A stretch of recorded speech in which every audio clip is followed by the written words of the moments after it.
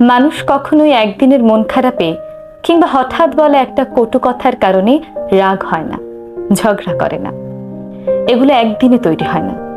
দিনের পর দিন ছোট ছোট কষ্ট, অবহেলা, অপমান, কটু কথা, উপেক্ষা সবই ধীরে ধীরে জমা হতে থাকে। কিছু মানুষ চুপচাপ সহ্য করে যায়, হাসি মুখে সব মেনে নেয়।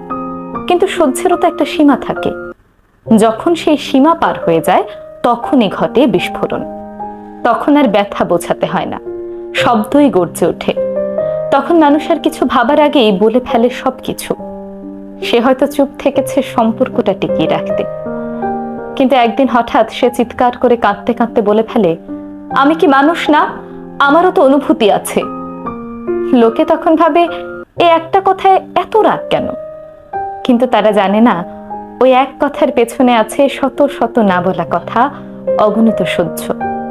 কাউকে হঠাৎ বদলে যেতে দেখলে ভেবে দেখো, তুমি হয়তো বহুদিন ধরে বদলে যাচ্ছিলে। সে শুধু সহ্য করছিল। তাই কাউকে বিচার করার আগে ভেবে দেখো, সে এতদিন চুপ ছিল কেন এবং আজ কেন সে চুপ থাকতে পারল না।